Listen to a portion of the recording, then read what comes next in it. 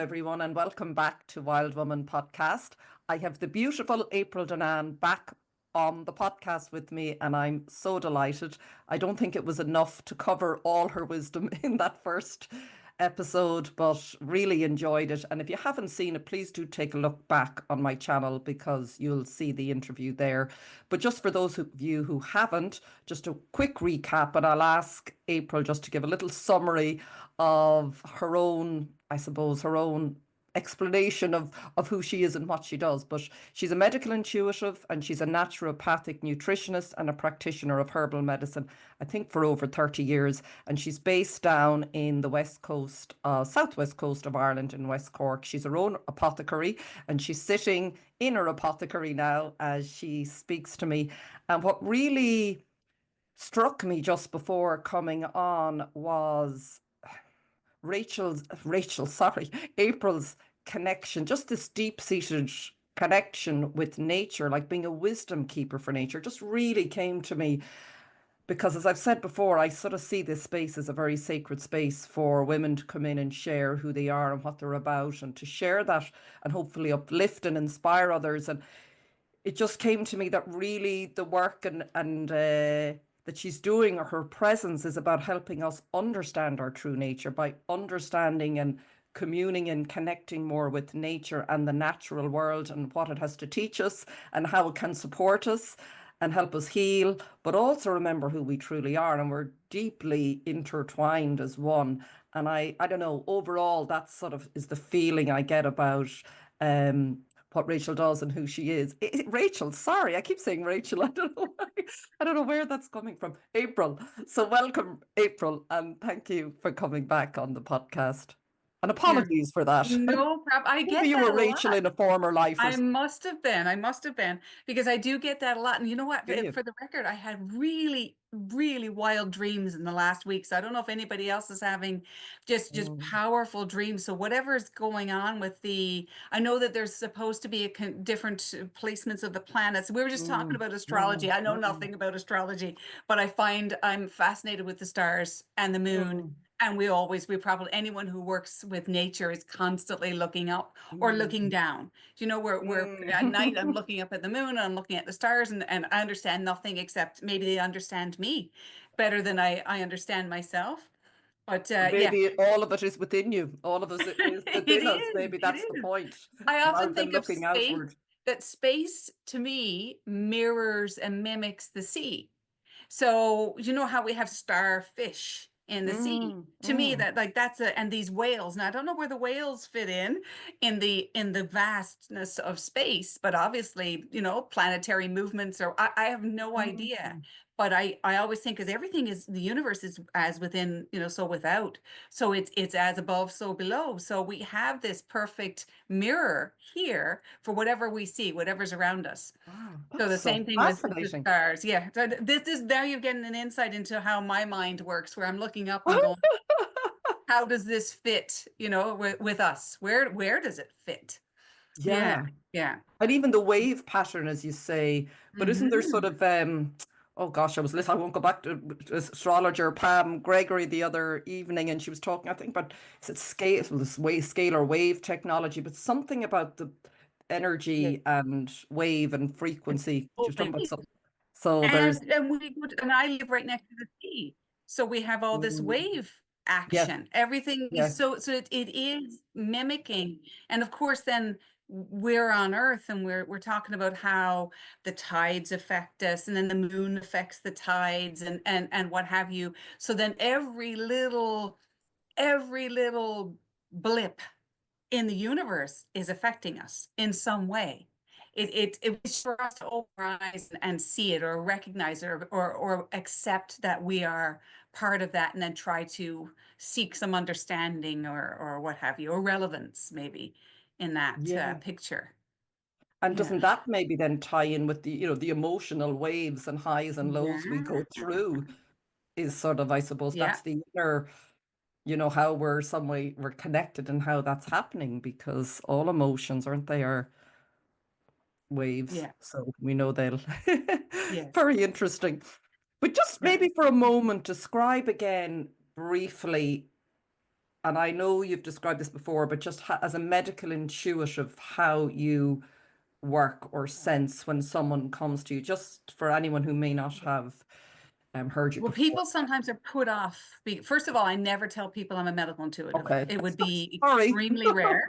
I'd reveal that. Lot, Your and I secret. think I said this before. People walk by my market stall and go, "Oh, there's the apple cider vinegar Oh, lady," yeah. and that's it. There is a sign that says I'm a naturopath herbalist. I don't even remember if there's medical intuition written on there, or if it is, it's at the very bottom in tiny letters.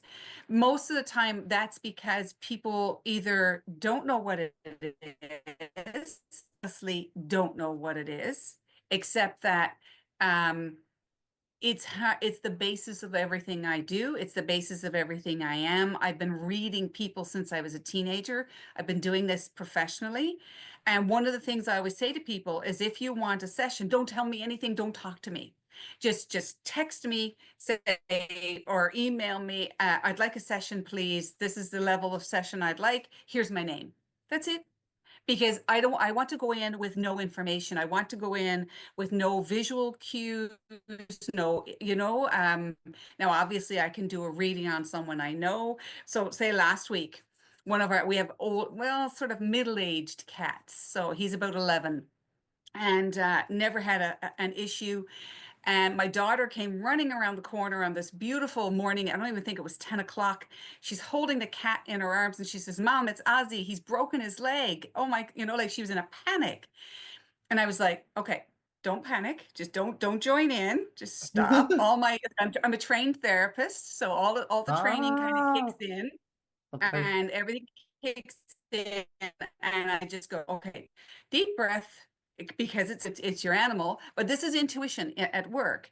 And I just, okay, get the cat carrier. So I gave her something to do, and we put the cat down, and his paw was completely bent in under him. Obviously, this is not a normal situation. My first thing is to assess, can I fix it? Can I do anything here? What can I do? So I got him a drop of like my own rescue remedy, and I just rubbed that into his gums.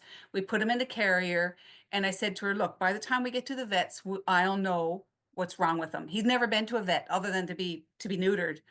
So anyway, long story short, by the time we get to the vets, I said to her, I said, "I've scanned him. It's not broken.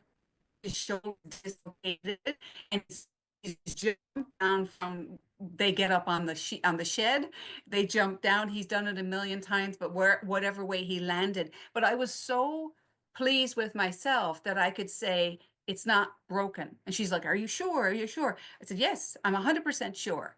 Even while inside, I was going, "Are you sure?" And it was like my intuition was like, "I'm 100% sure. It's dislocated. It's not broken." So we get to the vet, and I go, I know I can't fix this. The vet needs to put this back into place. So anyway, we end up in Bantry, and he gets x-rayed, and they say, "Come back in 3 or 4 hours. It's dislocated. It's not broken." And obviously then they have to put him to sleep to fix this back together because it's a cat, the poor little guy. So he's Oh. lying asleep. He's lying asleep over there. He's been about a week now, and he's grand. But that's intuition. I'm able Mm. to, whether you're sitting in New Zealand or sitting next to me, if I'm in a calm enough state, or it doesn't even matter what kind of state I'm in really, because I can actually somehow step aside from me and my stuff. And with him, I was able just to run my hand down through and go, "Nothing's broken here, but something's out."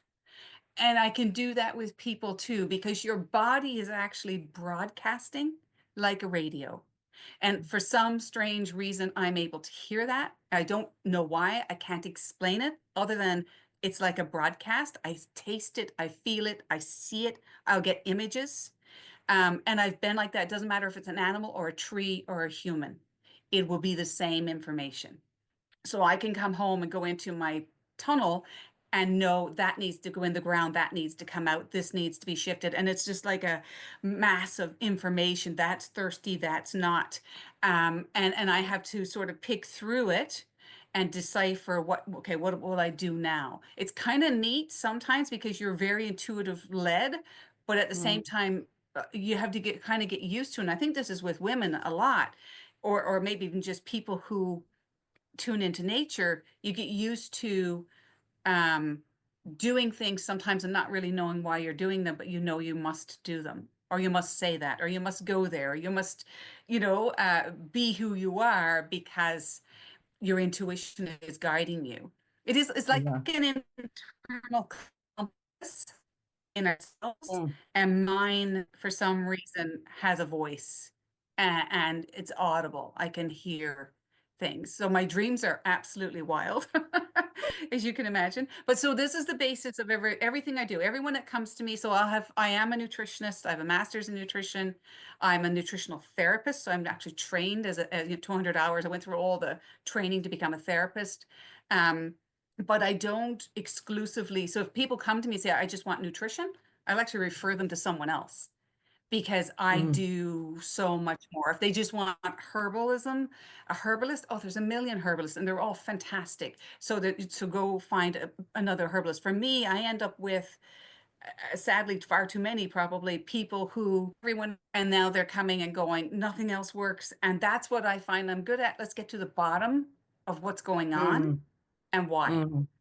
And Yes. then let's start the process of repair, and building up the system again. And that seems to be where I can. And the lovely thing is I get to work with a lot of practitioners. And I love that, to be in the background and to support people that go out and work one-on-one with other people. And when So you that's say really practitioners, who would they they be? could be, well, I see doctors, so Okay. physicians, nurses, teachers, principals, people who work with large groups of people, yoga teachers, naturopaths, you name it, other herbalists, psychotherapists. I'd say about 90% of my clients are practitioners. Yeah, so they're out 90% of your practicing clients. energy healing. Sorry. Yes. Sometimes if I sound Yeah. like I'm talking over you, it's Yeah. just the internet for people listening is going a Yeah. little in and out, so Yeah. it might appear Yeah. that Yeah, I'm it has talking it over has April. evolved into more and more of my clients are practitioners of some sort. Yeah. And why are they coming to you as practitioners? Is this to support their own clients? Is that it? Yeah. Oh, Yeah. that's mainly. So they're Yeah. looking for another. Yeah. So it sounds like, would you see that as it sounds like that could be the way we're moving forward, that we come together more collaborative. I just kept hearing then the word collaboration that I wanted to ask Yeah. you about even as well Yeah. before I came on going. It sounds like, because you talked about your vision of a naturopathic hospital the last time, which was so beautiful, and the amount of people who said it to me, it was like you touched something in them to go, oh my God, could that be possible? Yeah. So maybe talk a little bit about that, because I think when we talk about it, we give it an energy and a Yeah. momentum maybe as well. I think it's another life thing because sometimes I feel like I'm carrying it on my back like a turtle. I feel like I've got Mm. this shell and it's a naturopathic facility. And I've felt it for decades and decades. And I always wonder where I'm going to be able to put it down. Someday I will be able to put it down and not carry this anymore. But I think I probably in life, France always comes to mind, and in the mountains in Switzerland and places like that, where they still practice to this day the nature cures.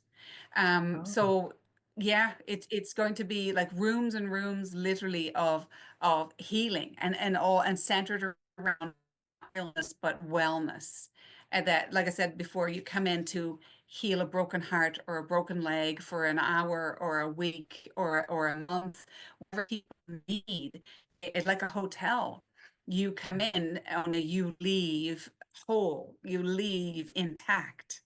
And it would have everything, all the modern and all the old ways, to sweat out a fever in saunas Mm. and things like that, and to deal with miasms and past life traumas, and that we be equipped for all of that, because I think we underestimate how much that stuff affects us.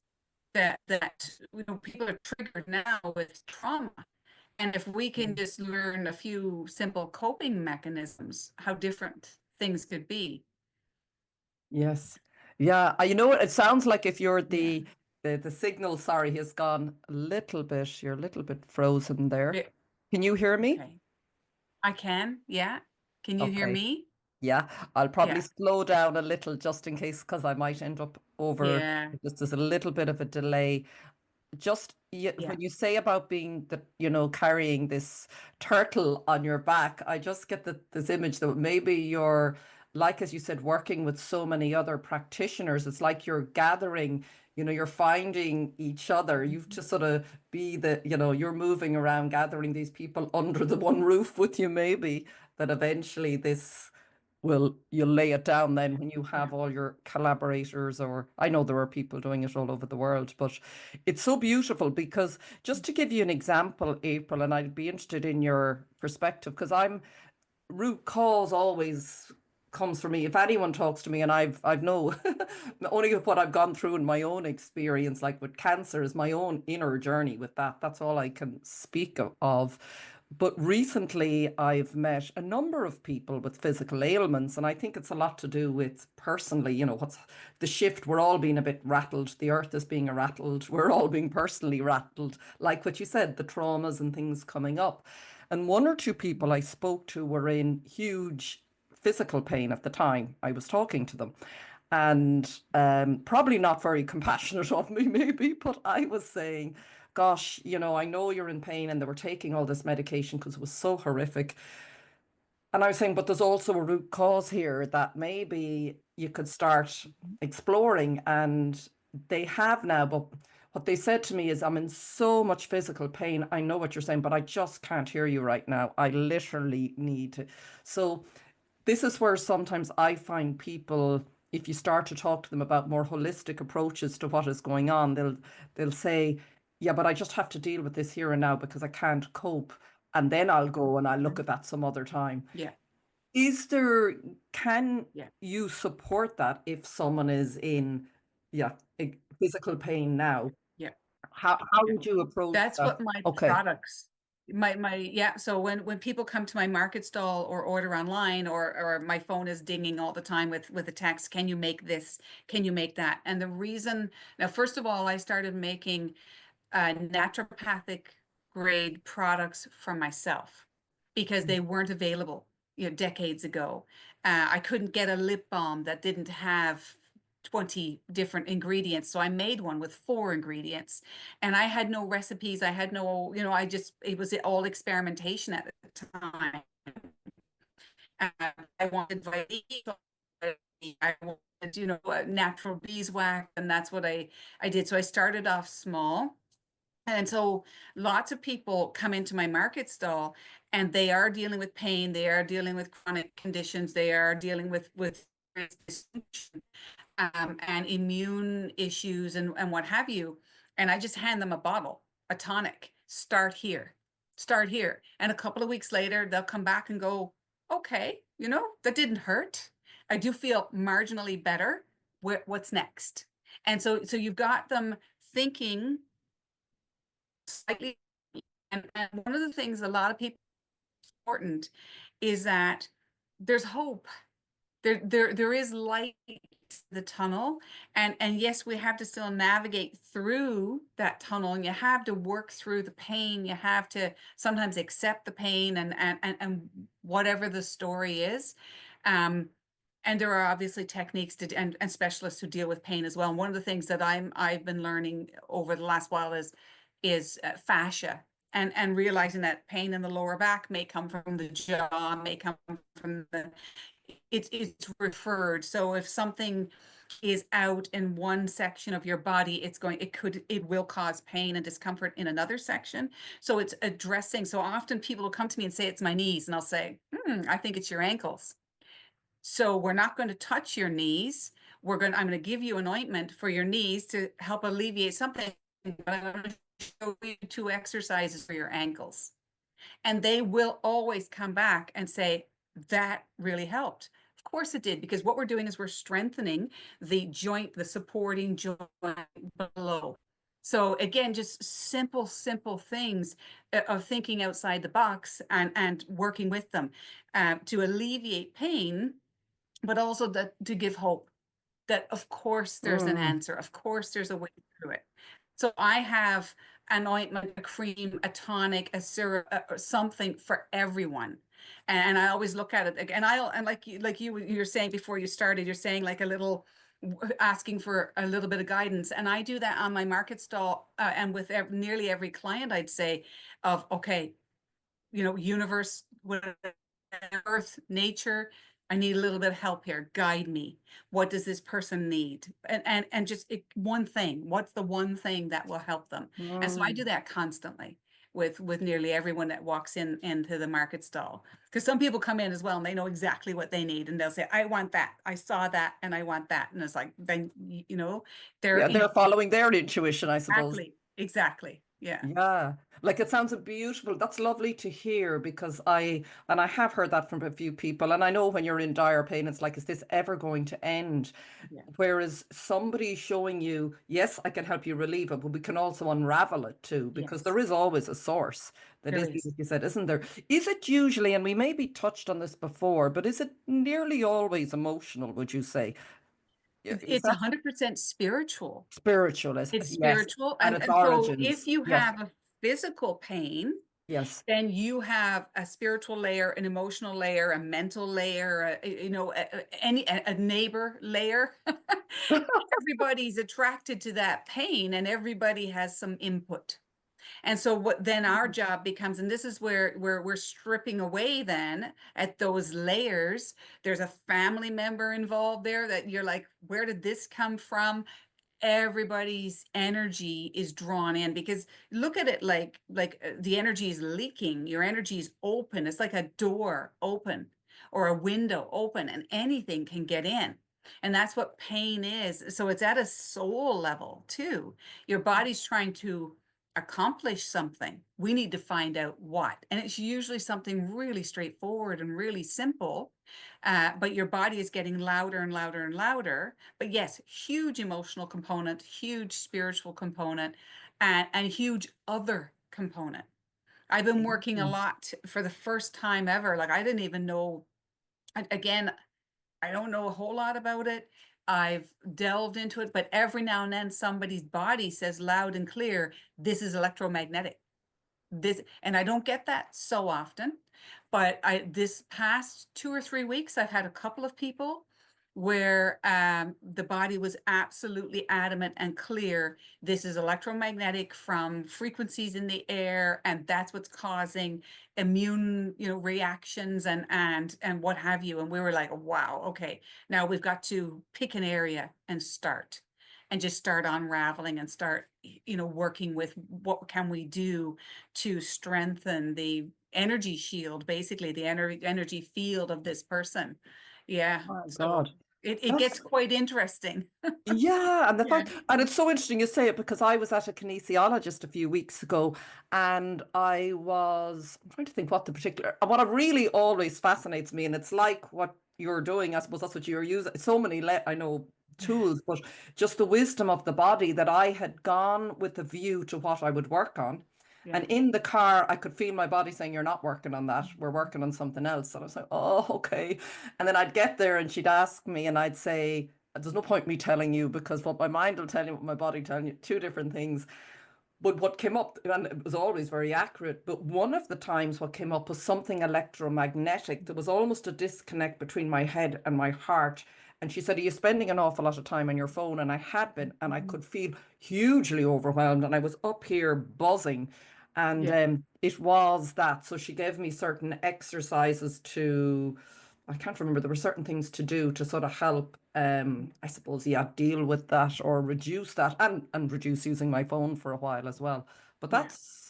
it's huge, isn't it? Does It that is. interfere then as well a lot? I just, when you were talking about the intuition at the beginning and, you know, I suppose one thing that comes to me firstly is I think that's coming more online for more of us. Is this the future? I'm getting a sense for me as well that in terms of moving into sovereignty and health sovereignty, this is the path, is listening to our intuition, like the people coming to you on the market stall. Yeah. When it starts, so that's one side of it. I suppose the electromagnetic frequencies, they can interfere hugely with that, I presume. Hugely. For me, if I go to Galway, Yeah. I am not, as soon as I'm approaching Galway, I get a headache. I get massive headaches. It takes me about 24 hours to adjust and acclimatize. So I have many friends. I used to live in Galway, and I would go up from time to time.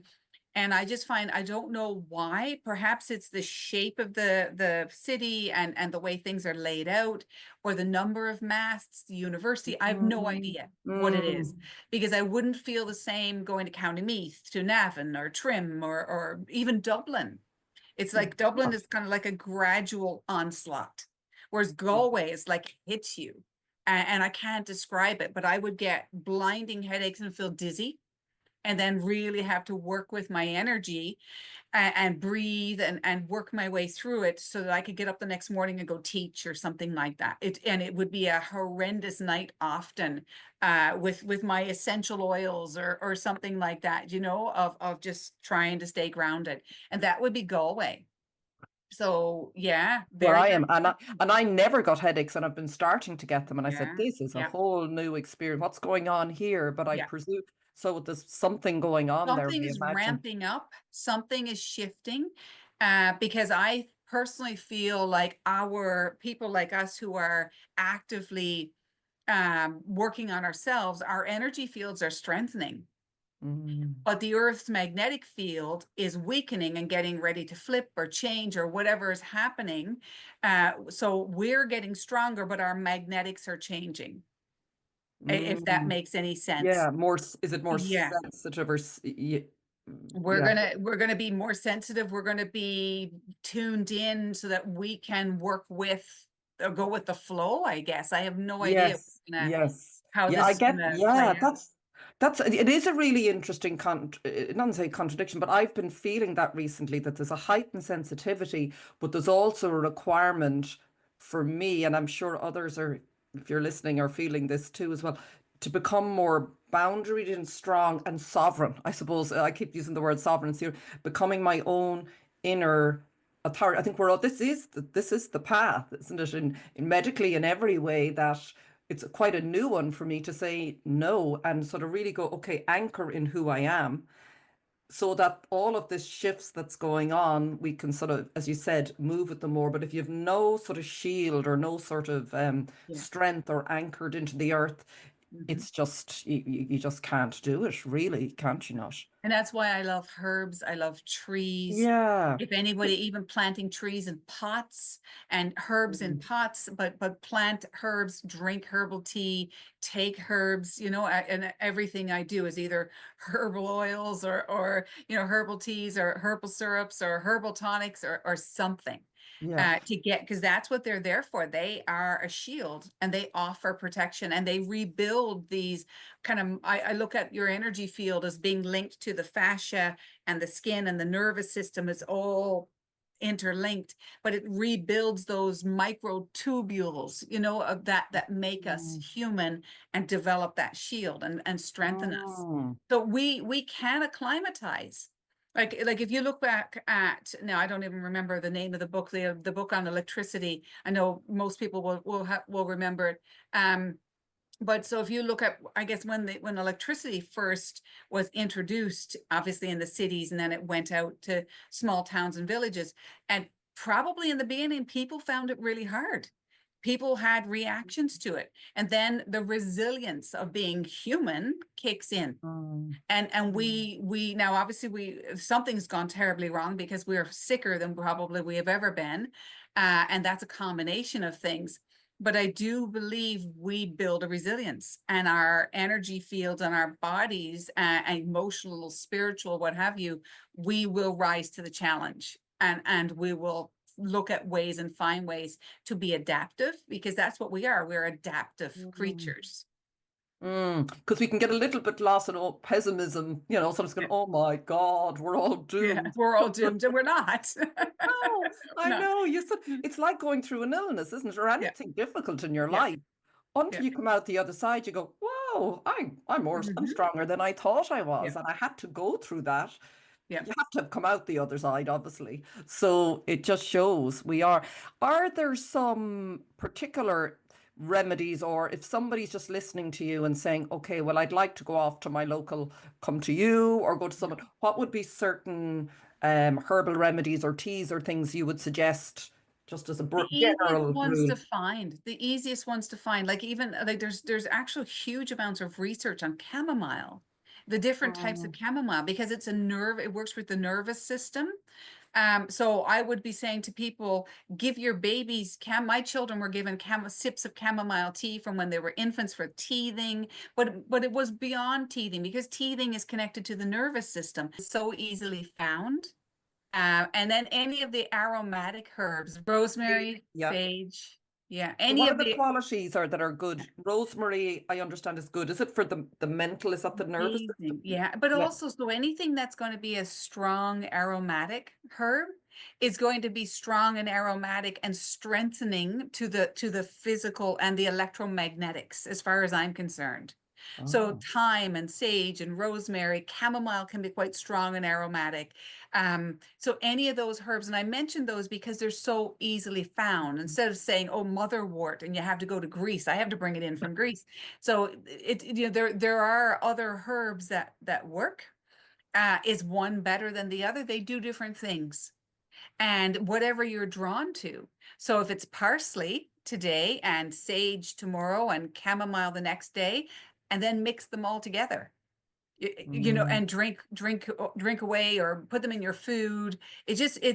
I'm always thinking of ways that make it easier for people to get herbs into them. Yeah. And if that's to Mm. cook with them, drink them, consume them in any way possible. Yeah. Yeah. So Elderberry, any of okay. yeah, I make, and probably one of my best sellers is my elderberry syrup. And Mm. I would speak to the tree and talk to the tree. So one of the very first remedies I made years ago, I still to this day call it Gentle Shield. And it is all parts of the elder tree that grow around me. And so the trees let me know when to collect the bits and pieces, and they go in, and I make a tincture called Gentle Shield. And because that tree is all about protection. Oh wow. That's Yeah, so, yeah. oh my God. Even the name of a gentle Hmm. shield. That's so Gentle beautiful. Shield. Do you name them all, April? So even The someone names are gifted to me.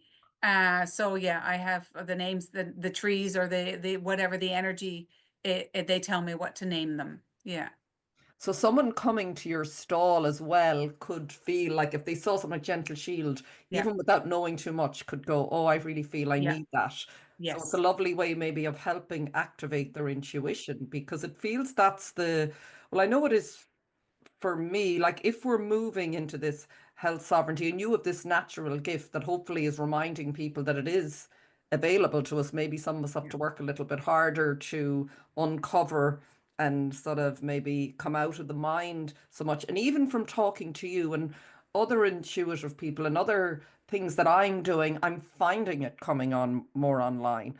And I'm testing, not even testing myself, but I'm just trusting it, I suppose is the word, rather than testing it. And I went into a herbalist shop here in Galway a few weeks ago, and I just got this like, get hawthorn, get mhm, horsetail, get yeah, nettle, I can remember I got and I just got them yeah, and started using them.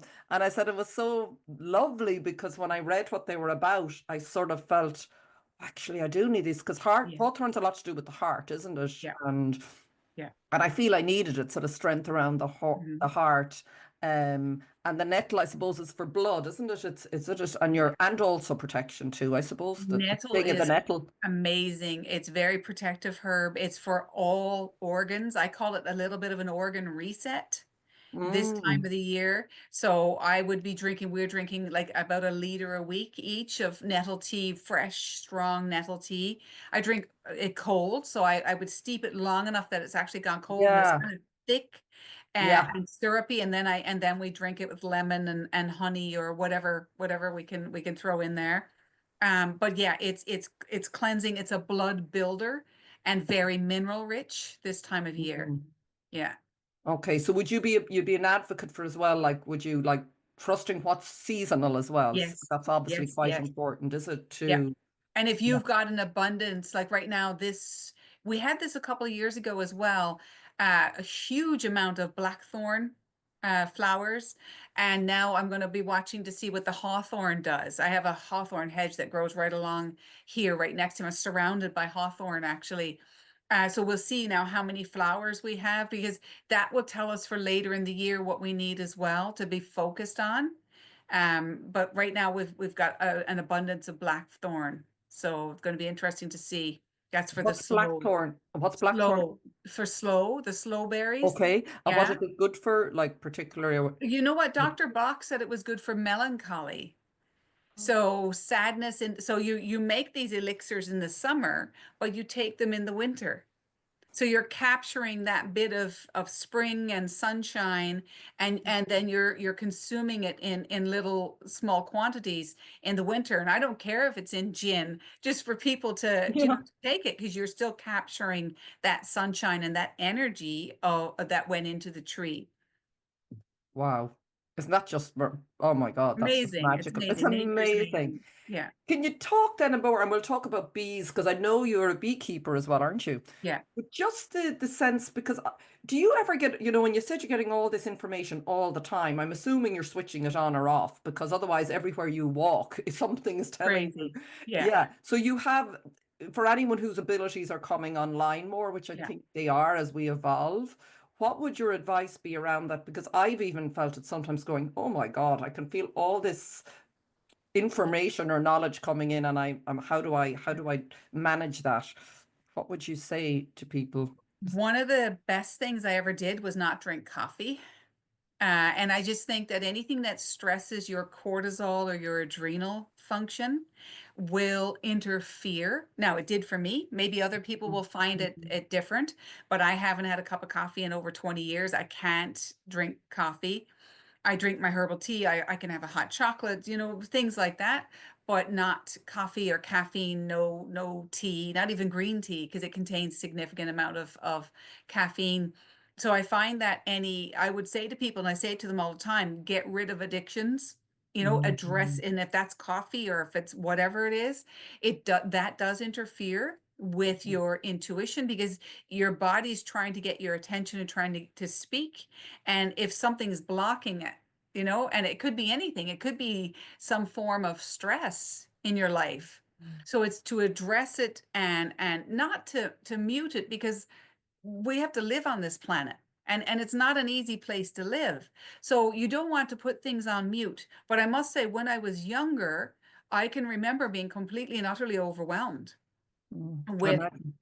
voices, and I used to think, God, that I knew enough to know that I wasn't mad. I knew enough to know it wasn't a mental illness. It was information. I did know enough, even from a young age, that information was just going to come, and I had to filter it. But as I've gotten older, it's gotten easier, and I have deliberately learned to tune out. So to the point now that when I put a pen in my hand with a piece of paper and I write down someone's name, information automatically floods in.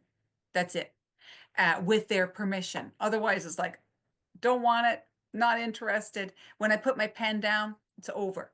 I do nothing further. I do, because I can't carry that all around. And I always say to people, remind them that I actually forget. I'm not I going can around mulling over you all Yeah, day. yeah. I Or I have actually, no life. so when the pen goes down, that's it. I do so many of these that I don't remember one to the next. I'm not in a trance. I'm not channeling. I'm just listening, but it's going in one ear, coming out on the paper, and then it's gone. I'm not retaining, and deliberately I'm Mm. not retaining that. So obviously there's going to be key things about a person that will be loud, and every person has their signature, so every energy field is unique and will give unique information. So And do that's you all see it interesting. visually? You do see it All of visually as it, well? all of it. Yeah. I'll hear it, taste it, see it, feel it, whatever way it comes in, that can be conveyed, and then I have to decipher. But it's easy. It's not difficult. Like it really isn't difficult. It's It's quite clear. Yeah. it's like, don't say it's like, it is like you have come from the future to remind us of what we are capable of. I've said that all the time, and I even say, and I'll drop a couple of bombs here.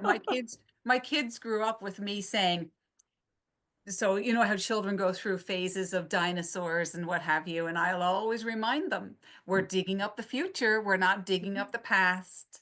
And they're like, and so they've heard me say that all their lives. And pyramids, I'll say it again, we're digging up the future, we're Mm, not digging up the past, because time is on a loop. It's a Mobius strip, it crosses over each other. Time is not mm, linear, where we are looking equally into the past at the same time as the future, and we can equally dig up the past as we can the future.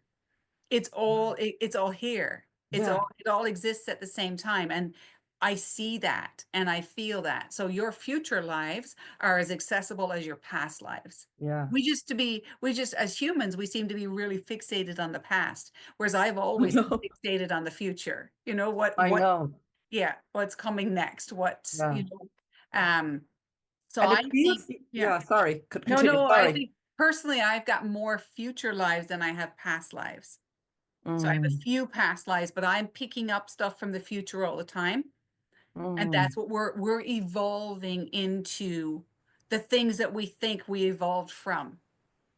yeah. Yeah, Yeah. exactly.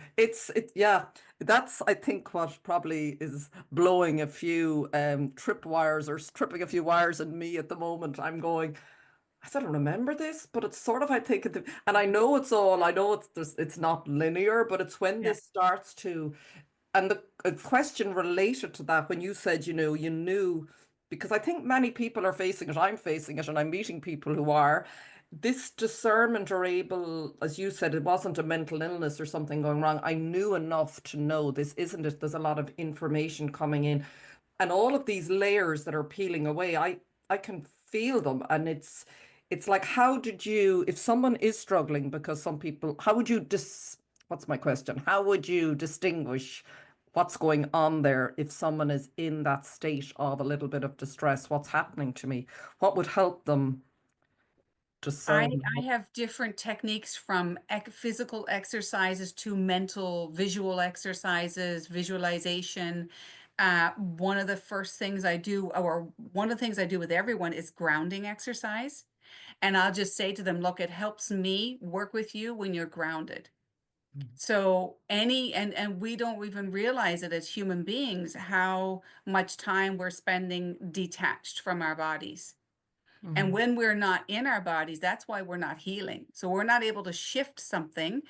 The whole the whole sort of progress or progression of social media and these distractions that we have in front of us right now is all about detaching us from our bodies, detaching us, keeping us distracted from what's really going on, while mold and yeast and bacteria and parasites take over.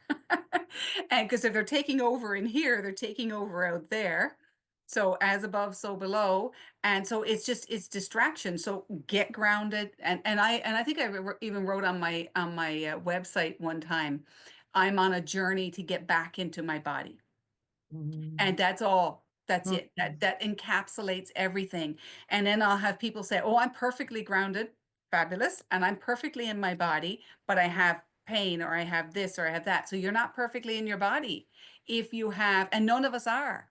None of mm, us are. This is our journey. This is what we're mm, doing here, to get back in so we can own our soul and whatever else is in here, the universe that lives inside of us, and wade through the trauma and the scar tissue and the adhesions, and heal it as we go and see what's there.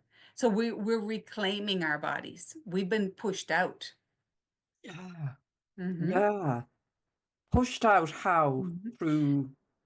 Lifetimes of slavery and abuse, Mm, and yeah, you I name it. know. You You name name it. it. Yeah, You name it. that's detached us. And now this distraction thing we've got going on. And a lot of people are just, my daughter would call them NPCs. There's lots of people on the planet that are just here to either hold space or anchor or not do anything, or soulless zombies walking around. But we don't have to follow that. We've got to Mm, kind of maintain some sort of presence and keep working at getting in. This is home. This is the temple. Keep pushing back from whatever is trying to push us out. Yeah. It seems like that's the choice now, isn't it? Go Yeah, for more distraction yeah, or start. yeah. And even like when you mentioned the caffeine, because I was I wouldn't say it brutally addicted, but I was in a job where I was just drinking it Mhm. mindlessly and constantly like this. And then I went off it for 2 years completely and I came back down. And then I introduced it a little bit, but I'm finding it doesn't, it's exactly that. My intuition, I go into sort of cortisol, Yeah, stress. But it seems again, it's like you have to get over the initial pain threshold, or the first pain threshold of coming back in, don't you? And then there's probably another and another, another, as you said, that journey in. yeah, So it's okay. I think yeah. I used to feel I'll die coming back in, but I suppose you do die in one way. What You you're not do. dies. Well, parts of you are being shed or replaced or just Yeah. rearranged. Yes. But I look at it that like even from a physical standpoint. So like when I did my master's in nutrition, we would have learned about caffeine use in sport and how caffeine is docking to certain receptors in the adrenal cortex and what have you. And of course, my mind would immediately go. Now this is a long time ago. But my mind would immediately go to, wow, caffeine is docking to an adrenal receptor. What's supposed to dock there if I don't have the Mm, caffeine? So if I remove the caffeine, does something else dock there that is necessary, like a herb or a food or a nutrient that is actually beneficial? And so that's where my mind would go of I want what's supposed to be what's built for that, like a lock and a key. I want that to mm, fit in. And then so that I operate maybe at a better level or a different level, or I don't have this, like you said, that anxiety that comes with caffeine. I think those are such acceptable drugs and they're promoted so much, whereas and they're damaging, especially mm. for women. Because our what like when I mentioned receptors in the liver, the caffeine will get preference to being detoxed over estrogens. So you then become estrogen Wow. dominant because estrogen starts to With recirculate. me. Yeah, that was what Yeah. happened to me with my And the cancer. Yeah. caffeine takes preference because it's a more aggressive type of molecule that your body just needs to get to process through and get it out of your system faster. Very interesting things, and they've Very known about interesting. this Yeah. for a long time. And we're not taught any of No, this. It's no. but there's definitely a remembering because, like, I think you mentioned, or it just came to me again, a memory of using dandelion root. And I think you Mm, said, and I had drank it before. And after you mentioned it, I think on the last or before we spoke last, I went as well and got dandelion root yeah, and cacao nibs, and I was drinking it and I was looking at going good for the kidney and liver, and it tastes yeah, lovely. Why wouldn't I be? Why would I be drinking something with side benefits rather yeah, than mhm, something that is yeah, like, and it just was like this instant knowing, yeah, what are you doing? And it was just lovely to see this is supportive. This is, yeah, so that's just, I think for, again, a lot of what you're sharing is so helpful, April, because we don't hear this ever. Like what you've described there, what's meant to be docking there yeah, rather than, I mean, that's a huge shift to know that. And I know, I'm sure that's what you teach, but we don't get to hear it enough. yeah. What other wisdom from nature? Because I know you're communing with everything. And the bees, please do talk about the bees because I've been meaning to. I don't The know enough bees, about them, but I guess yeah. they're very spiritually. The bees came to get me. And I've been drawn. I remember a time when I actually, like a lot of people, I would be wary of them and I would run a Mm, mile. I'd see a bee and then go, is that a bee? Is that a wasp? And not know. Now this is a long time ago. But I've had bees and been around bees probably for about 15 years or so, and certainly have maintained hives for that long, but really threw myself into it about 5 years ago and just started to really not just play around with them, but get a little bit more serious. And they like wherever I go, like even here, my daughter will sort of make a joke and go, "There's your bees. They're coming to get you." And they will. They'll come down and sort of buzz around me, and I'll think, "Oh, I should go up to the hives and check on them." They're letting me know. So the bees do get to know you as the beekeeper. The biggest thing that bees teach me, I think, so far and it's early days. Like, ask me in 25 years, I'm just at the cusp of learning about them. Is that when I put my suit on and I go up, everything else falls away. Nothing else matters. And I have quite a few hives now, but I try to work with 1 or 2 hives in a one day. That's it. So that I can sort of feel like I'm part of their community and understand what's going on in there, and they can speak to me and communicate back. And what do I need to do? Do you need more space? Do you need me to go away? What do you want? Or, what can I do? Are you happy here? All of those sorts of things. And obviously I treat my bees with herbs. So I have lots of herbs growing around that they have access to. And I do feed them a syrup that I make.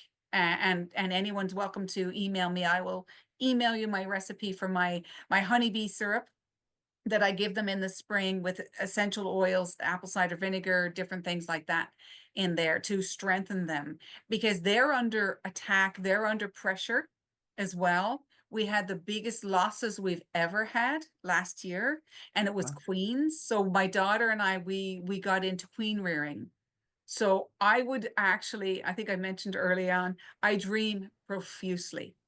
I dream profusely. And I would dream minimum of 3 dreams a night, usually 3, 4 dreams a night, and wake up between each dream so that I'm meant to remember them. And I'd be like, oh, just let me sleep. Do you write them down? I did for 15 years, and then I gave up. I have stacks of journals, You must have stacks, yeah. of dream journals. And now I remember the important bits, but often bees would be in my dreams. Often, or queens. So they would actually be queens, beautiful queens with crowns and things like that. And I've come to realize that it was the bees that were speaking with me. And so I still don't know what I'm doing with bees. All I know is that I'm meant to, and the bees came to me to ask me to work with them. And so they're teaching me what they need and what to do But as what are they time here goes to on. do? Like, I know I don't know enough about bees and the queen bee and their role, like how, just even physically, Yeah. apart from everything else, what are So they? we harvest eggs. So for Yeah. queen rearing, we will take a frame that's full of, so we open up a hive with a queen that's laying, and a healthy queen, and literally walk away from the hive and down the field, take your suit off, and using a pair of tweezers or whatever, it's a little tool to extract the larvae that's a day old or 2 days old, transplant them into queen cups, put the queen cups back into a hive that has no queen, and that hive will raise queens. So then we take those, so we've got 12 days then before the queens hatch, and blah, blah, blah. And we're paying attention, and then we will take the cups and either wait till the queens hatch or put them into to create new hives. So my daughter and I do that, and we've been doing that for a few years. And we're still, like I said, we're still learning, we're still understanding. The bees are still teaching us. And I never would have thought I would be involved in that at all. Part of it that drew me is because they're Black Irish bees that we deal with. There's only 1 species of honeybee in this country. There's over 101 species of bumblebee, but 1 native Irish honeybee. And those are the ones that I have, and those are the ones that we will select as. And obviously there's still the genetics. People there's huge arguments. The genetics are no longer pure, blah, blah, blah. I don't know about that.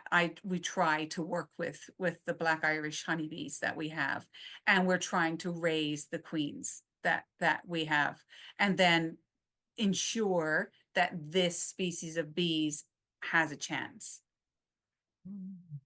And, and do you then, you have your own honey then that you sell, do you? I don't sell the honey so much, Okay. a little bit.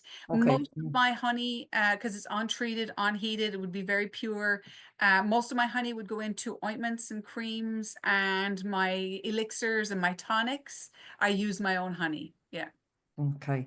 Yeah. What sort of what are they here to show us? Like at a beyond, like what sort of, Do you know it's going to sound absolutely mad? yeah. But I move bees, say I'll move hives from one place to the other in the middle of the night.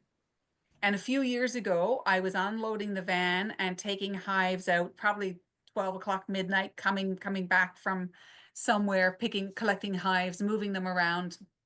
And I had this, what was called a nucleus, a small box of about 5,000 bees. And I was walking across fields. 5,000, sorry, There's 5,000 bees. about 5,000 in a small box of bees, and they're all sealed and closed up and what have you. And you're moving them into a new location. As we move them at night because they're quieter and it's less stressful, and also the hive is full. So I'm moving these bees, probably by myself. My daughter might have been asleep. And as I'm walking up the field, I had this distinct vision that this would be currency in the coming years. And I still have no idea what that means, except that there is an Irish expression that was said to me in Irish many, many years ago. I don't know the Irish for it, but that basically honey is money. And it was for thousands of years, long before we had, whatever currency. And that literally came to me as I was like, okay, this is currency. This is a box of money here. I still don't know what they were trying to tell me, but it was really, really clear that it was tradable currency. And I think the expression is, no bees, no honey, no hives, no money, or something along those lines, of the whole expression, and probably a few more lines. We Yeah. can't survive without them, though, really. It's currency for nature. It's currency because these bees go to flowers, they're pollinating. And it was Einstein who said that we'd be dead in 3 or 4 years if we don't have bees to do the pollination. So that can't be replaced with robots and AI. Hand pollination, I don't think, for a planet of No. of people, that we can do this by hand. So we need the bees. We must have the bees, and they're as older than time. They are unchanged for millions and millions of years. So they've been here, and they have secrets to tell. They have things to teach us. Yeah, yeah. Like it seems they're very, I don't know, that feeling I get, or anything a little bit I've read. I haven't a lot of experience with bees. Like you said, sometimes I'm going, is that a wasp or a bee? But even that sort of, I don't know what comes to me is sort of very, they're here, sort of, they're very selfless, well, in a way. They're out here, doing this for the survival of all of us. Like we don't pay, well, I don't pay enough attention. And I suppose because I'm living in a life that's probably a little bit getting back to nature, but has been quite disconnected. So, like, even that understanding that without them and what they're doing quietly, and it's a reminder as well. Sorry, this has come up sort of connected to the bees with people recently, that I've noticed that those who are often quietly away, like you, doing their work, not going around with the big megaphone. And I've seen it with people I interview. There's a very great humble sort of nature to, I think, many people who are who are very connected to that truth in their body, because they don't have a need to shout it out. It sort of radiates from them. So there's just that knowing, and it's become very clear to me recently. And the bees seem to be sort of The of bees, that. it's like looking into another dimension. And so when you have that privilege, that opportunity to work with them, you are literally accessing their world. And it has nothing to do with anything other than a little glimpse into what's going on. And it is such an honor to even try to comprehend everything they do, or even everything they mean. Mm, And I think we're mm. just at the cusp of getting into that.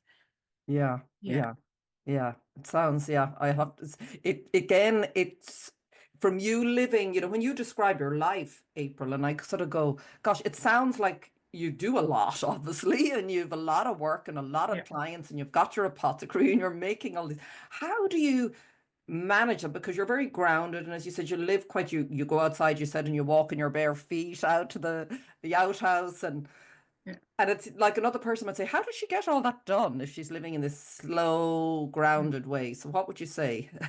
What do I say? I make larger quantities these days of things, and I just pace myself, and I always have, and I always and so for instance, I used to panic one time, or because I actually was at a market stall years ago next to a guy who would get into a flap when something didn't materialize. And I used to watch him and I used to think, there's a lesson here. I need to learn something here. And what my lesson was he would stand there and think he didn't have enough to offer.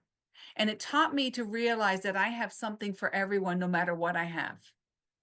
So that if somebody comes in looking for a syrup that I'm out of, I still have other things, and they will probably need that other thing more than the thing that they think they need. Does that make sense? Does. There's a That I'm greater standing there. intelligence, is it, sort of operating? It is. It Yeah, is. and So I thinking you get things know. done because I have to believe I have enough for everyone, and I have enough of everything, and I have the right things.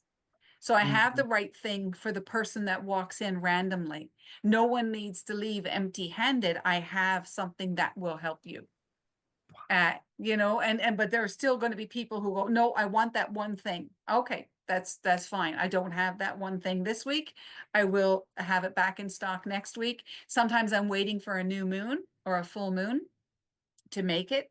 And I, like I said, I do make things in relatively small quantities. And I'm talking like some things I make 6 bottles of, I sell them, that's it. And then I'll make 6 more. But other things like my elderberry syrup, I will obviously, because it goes so fast, I make a larger quantity, but they're not big quantities. Everything's made fresh, sold. There's no preservatives, there's no chemicals, everything's well water. It is pretty clean. When I say naturopathic grade, I'm in a shed surrounded with crystals and energy of and trees that I've planted, and the ocean, the sea, so the energy is constantly flowing and clearing itself. So those things are really important. And to come in from the hives, having worked with the bees, you literally feel like you're buzzing as well. You go into that, it's a different vibration. Yeah, I just imagine the sound. Is that, yeah, Yeah, it's only so you're in a yeah. hole, it's a much higher vibration. It's that sort of Amazing wow. vibration. And it's such and like I said, I'm still figuring it out. Yeah, Yeah. yeah, That's what you really that's really helpful when you it's sort of the shift, isn't it, from the sort of ego, like I have to run around and organize yeah, everything, in this very, which we do, to trusting that greater intelligence that yeah, is running everything. As you said, that person who may come to you and you don't have what they want and they're insistent, but maybe they go away in the interim, they might have a bit of reflection and something happens and they go, maybe they don't need it a week yeah, later. So that yeah, is the greater, isn't it? Sort of yeah. working with all of nature. And with your trees, is there anything? So you planted a lot of trees as well, you said around. What Yeah. particular trees have you planted and why those? Mostly That's peach, native, is it? so yeah, loads of native. If I can find native trees, I plant them. So even my little one that just went in was a native juniper, which they're rare enough to find these days. Ireland has one species of common juniper, so that one's gone in, or there's 2 of them. So if I find one, I try and get a companion. Um, there's absolutely everything. Lots of hawthorn, fruiting hedges, you name it, birch trees, anything that's medicinal. I think I probably mentioned before, I even planted a couple of Canadian maples just to see in years to come if we'll get to be able to get some, sugar off of them, some syrup. Oh, nice. I love evergreen trees. So there's lots of those pine trees, edible pine trees. Edible Um, pine trees. Oh, there's all kinds of different things, different species. There's so many. There's so yeah. many But that it's mainly medicinal, is it, the reason you're doing that? my focus is Yeah. medicinal. So I have Yeah. ginkgo, I have sea buckthorn, I have hawthorn, I have white willow, very particular species. Mm. And so that I can harvest and I can work with. And the bees, of course, get the benefit. Bees love trees. and they get the benefit of them in the spring or any time, really. Yeah. So I do plant a lot of different medicinal trees Yeah. growing. And do the trees have messages for you all the time? Like, Yeah. I mean, obviously they do, Yeah. but is there, and They I do. suppose each tree is different, is it? Yeah. Is there, yeah. They'll quickly organize themselves into designating a couple as the mother trees. So, and I think there's even a lady who wrote a book. I'm sure there is, because I have the book here somewhere, called The Mother Tree, which was really fascinating. And it's stuff that people who work with trees know. There's 1 or 2 trees that will be stronger, and they will send out information and nutrients and help to the younger trees or the smaller trees or the struggling trees. And I think it goes across species as well. I think that there'll be a strong tree in the corner. It could be a willow, it could be anything, and it will encourage the other younger trees as they come along. And you'll see that as well in a field, because we're slowly turning fields into trees here. So the farmers' fields, and they're going to be harvestable trees that we get to work with as time goes on. Yeah, Beautiful. bit by And bit. you know what, something that really, I think we were talking about it the last time, but remember the storm that we had here? I can't even, it seems like A sometimes something lifetime happened ago. yesterday, then when was that? Yeah. I don't know, was it February or January, was it February, January? yeah. Yeah. And what really strikes me still, and I think you said something very profound I thought about, it was like if we ever, you know, the way you were saying with the electromagnetic frequencies earlier and how we can adapt and we're resilient, and even with storms and all these things, that nature will always trump everything. Like nature is, you know, reorganizing. I think that's what I said of it. I Yeah. thought it was so beautiful the way you said it. But every time I pass now, which I still see, you know, big, beautiful old trees, and they're upended and all their whole roots are up like that. And I've never seen anything, and it's very sad. And what would the trees tell you about do they tell you what's that Well, happening? the message is, like as humans, we think, oh my God, that thing has died. Mm, But the tree doesn't accept that. It's mm, not died. It's not dying. Decay is another part of its life cycle. And from that life, like it's like here because there's loads of trees down, obviously, after that storm everywhere. Some of them will go to firewood, some of them will be left to rot in place and become homes for and food for other things. And that's hugely important. And even like it's like that transformation aspect of energy. Matter is neither created nor destroyed. And so it's the same with trees, and they totally accept that. um, and lots of the kingdom of nature is, if not all of it, is fully in acceptance of that so this rough. is nature. This is nature. It's humans, and maybe for us to fight against the things that we fight against is like to pick and choose our battles very Yeah. carefully. Yeah, exactly. And another I often, when you were describing that there, I was involved in scattering someone's ashes recently, which I've never done, like physically, you know, with the ashes and scattering them in the lake. And of our physical body, what do you sense then? I know our spirit goes on and into another, you know, the body just drops. What role then, I wonder, has the decay of the physical body? Do you know, I yeah, think it must must have have a done. huge role. But you know what? The longer I live, the more convinced I am that this is probably the hardest part of life, is here in this Mm. realm, in this place. And I'm starting to become convinced the more time that goes on that it's actually easier in those other realms. It's probably obviously very different, but this is the tough part. This is the school of hard knocks, where we're being tossed around, a good few of us, and learning, the hard way. I don't know why we've chosen it to Oh, be so difficult, but it seems to be that, and that when somebody is passing from this world into another, I think it's a relief and a release. So I always think of, because their soul, obviously, this little ball of light just moves on and goes to wherever it still exists. It's still here in other realms and other dimensions and other places and in other forms.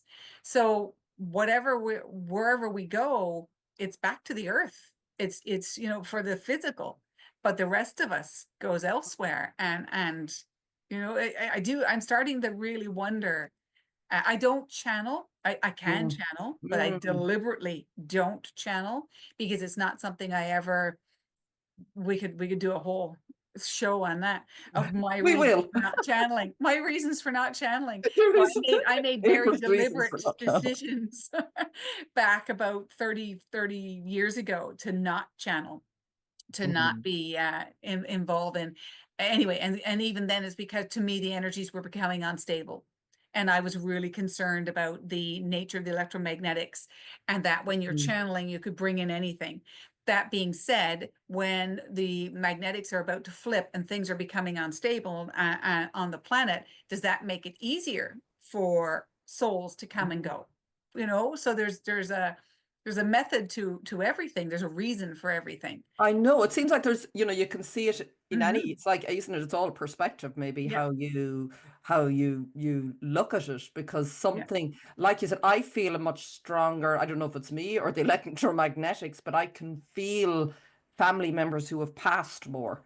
I yeah, can just feel them. Like I can yeah. sort of sometimes The physically veil is feel them. thinner. Yeah, Yeah, or yeah, there's yeah, so that's a really and I yeah, definitely, I've just been around it a lot recently, and I yeah, suppose a lot of people are. It's just what's yeah, been happening in the last while, and it's lovely just to look at it in I suppose different ways. But I definitely get the impression, I've always felt it, that I think for the first time in my life I actually want to be here. That might hmm, sound an awfully sad thing to say. Like, I've enjoyed my life, but I was really like, for a lot of time, what is this place? yeah, yeah. So Now we're yeah, finding our feet now, but you know we what are that finding is? her. What I think that's linked to our missions are about to be handed down. Mm, That's what I think. And mm, that none of us at this stage are actually living our purposes and our missions because they haven't been unlocked yet. There are going to be, this is what the end times and triggers and blah, blah, blah are all about, is unlocking mechanism for our yes, souls on the yes. deepest levels, that then your mission, should you choose to accept, will be handed to you. And I really think we're walking straight into that right now. Wow. We are walking Yeah. straight into that. That's phenomenal. I feel that too. And any listeners, I'm sure there are many who are in this in between. I feel I've been in the in between stage forever, but it's like I don't know, not initiations or whatever you've signed up for, that you have to learn Yeah, your craft or something, and then you're handed yeah, it. So hold on, everyone, it's coming. It feels exactly. like it is, and you might go It when it comes. certainly Oh is. It God. certainly is. Yeah. Yeah, yeah, Mhm. the energy is on. So that's beautiful. And the more I think we share and talk like this, Yeah. and thank you for sharing that wisdom, I think just buoys people up and go, okay, yeah, I'm not alone in how I'm feeling right now, and maybe a little bit lost or detached.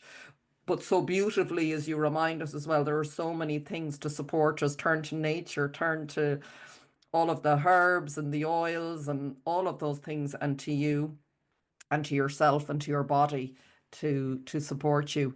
Any other wise words before we finish up and I let you go, because I've held you for a long time Oh, that no we didn't. bother. I don't know if you wanted to mention doTerra. We both have a Oh yeah, we're love going to talk of about some of the doTerra. oils. Yes, I Yeah. love them. Yeah. Yeah. Talk a little bit about, because I know you use them in some of the particular oils. Yeah. I've just recently ordered rosemary, I'll tell you, and I Ah, forgot to order it so many times, which yeah. shows that I need it. I have rosemary right here. And of course, how I use it most of the time is just to put a dab in the middle of my hands and then breathe it in. But I've been involved with doTerra pretty exclusively for maybe a decade or so now, um, for a good while. I absolutely love doTerra. It's the vibration that I'm drawn to, And and I how did you love the find sense them, of it. April? Sorry, how did you come across them or find them? Did you just Kind of magically, like everything in my life. So I was actually standing in a farmer's market in Dublin, in Herbert Park, the first year that it opened. So that's 10 years, maybe nearly 11 years ago.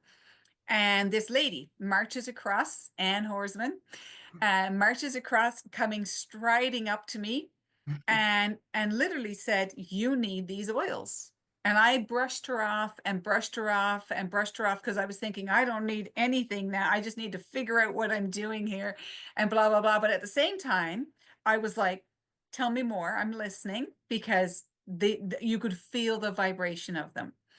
And then the next time, I think the following Sunday, I went to the market, set up my stuff, and she came over to me, and she kept saying, "You need these markets, and she need these oils." And I don't even remember which one it was, but she opened up a bottle of oil, she put it on her thumb, and she literally anointed my head, and I stood still, and I just felt like something electrical, something magnetic, something magical had gone through me. And I cannot explain it, because here I am nearly 11 years later, still talking about it, still feeling it. And I felt like I was anointed with something. And I just went, where do I sign? How do I get these oils? And it wasn't about, I never had them on my stall. This was all about me. This was all about, I want to, and now of course I have boxes of them. They're on my stall. I use doTerra in my products. So if I'm going to preserve an ointment, so I make a comfrey ointment, I will put lavender doTerra in there as the preservative, because your essential oil is antibacterial, antifungal, and all of those things. But literally that's how I got started. And of course, we've been fast friends ever since. And I do a Zoom session with the group of ladies every couple of weeks with them, and talk about everything from fasting to wound healing using essential oils. And So is that a doTerra group, or it's it's a another group? doTERRA group. Yeah. Ah, my A God. doTERRA group. Yeah. So You, I'm involved in that. Yeah. wow, that is incredible, Yeah. because actually another thing which you might, I will can talk about it separately, but I was thinking of doing some sort of roundtable with women who Yeah. use doTerra. Well, you know, they Mhm. can do it in other things, but definitely someone asked me, would I? And I said, well, I'd love to, because I can learn so much from that, and anyone listening to Ah, that, yeah. because it's Amazing. each person's experiences of how they've supported them, you know, in so many different ways. They're real life. Like I'm the same. I got them for me. Yeah. And now, because I love them, I like sharing them, but I Yeah. never got it with that intention. It was Yeah. just, I need these in my life. And like that, I sort of felt they feel like now, and I'm very at the early stages. I have more of them now, and they're on my shelf. And every morning I look and go and see which one is telling me, you Yeah. need me today. Like, and geranium started calling me a few weeks ago. Mhm. It's just like, oh my God, I cry nearly when I use it. It's just, So that's amazing, really, Karina. that's very powerful, isn't it? For emotional, is Very it? emotional. And you know what? A lot of these are, and I think that maybe it's not talked about enough, but I think that it's ancestral. I think that with women, like this is like, I'm sure with you, this is my perfume. So Yeah.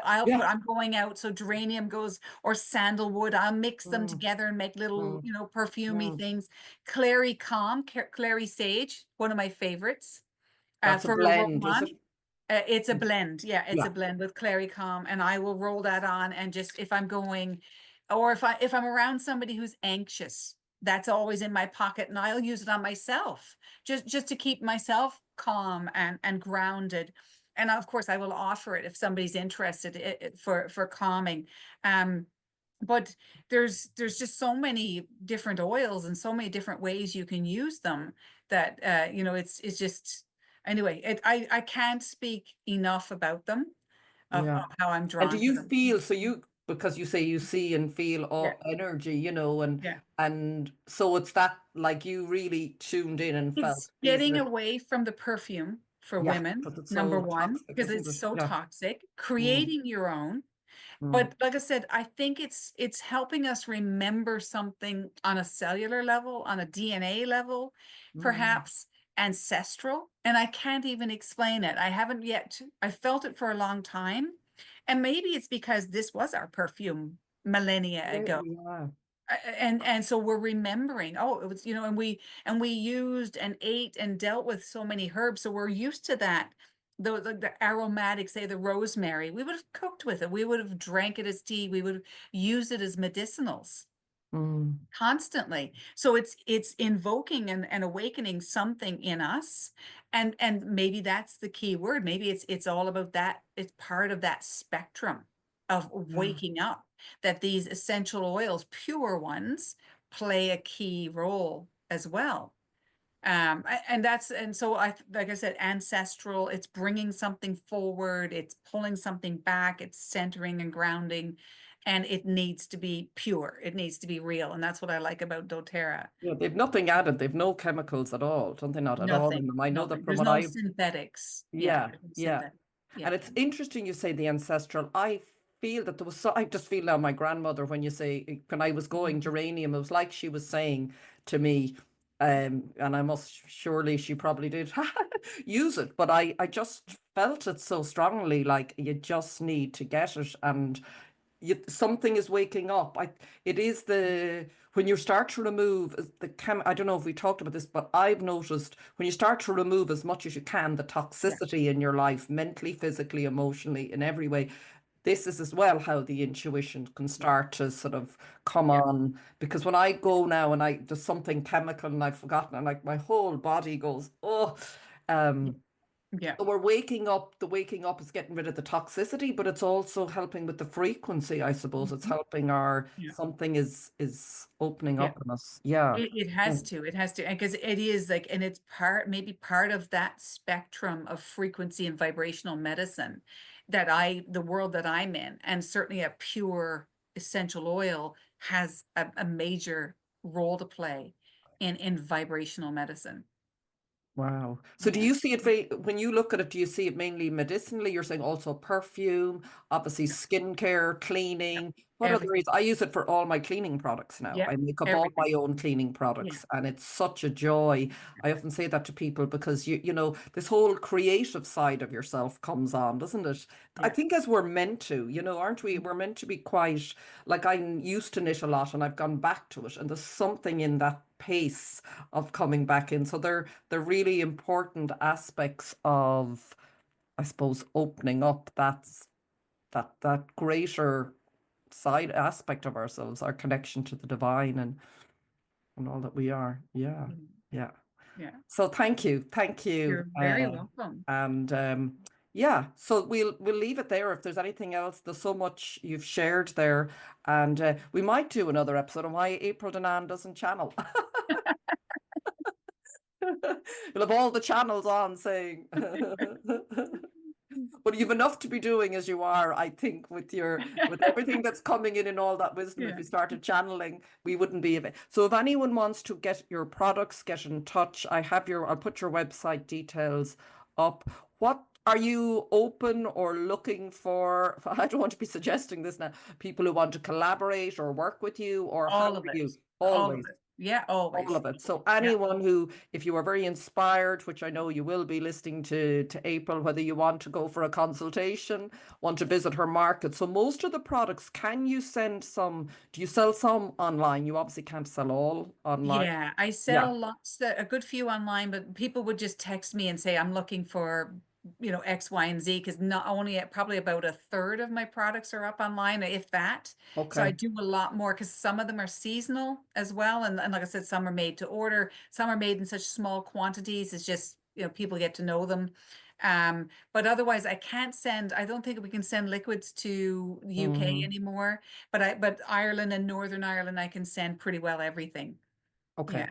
Yeah. So the best way is just to get in touch through your website, and then depending on, Yes. and Yeah. anyone even in terms of stock, like, are you open to people stocking your products as well, or is that something you're Absolutely. looking Yeah, at doing? absolutely. Yeah, Yeah. And yeah. so I have a few people that small health food stores that stock my syrups in Okay. particular, and my cough bottle. And yeah, yeah. And so You'll there's need some more hands then. well, I have my daughter. So my daughter is working with me Wow. part-time. So there are two of us. Yeah. Okay. Okay. Who knows? I might be plodding down to West Cork to help out with the bees or I'm something. in Skibbereen Market usually Skibbereen every Market. Saturday. Yeah. Okay. And you Yeah. also come up to Dublin. For those in Ireland, you're up there once a month, isn't it? Or is Not, it? but at the moment, not so much, Okay. but hopefully back on track Okay. soon. Yeah. Okay. Yeah. Perfect. Yeah. Thank you so much, You're April, for very your time. welcome. And thank you everyone for listening. And all of the April's contact details will be here. It's on Substack, YouTube, and Spotify. But wherever you're watching it now at this stage, you know that. But just for all other episodes, thank you so much. Take care.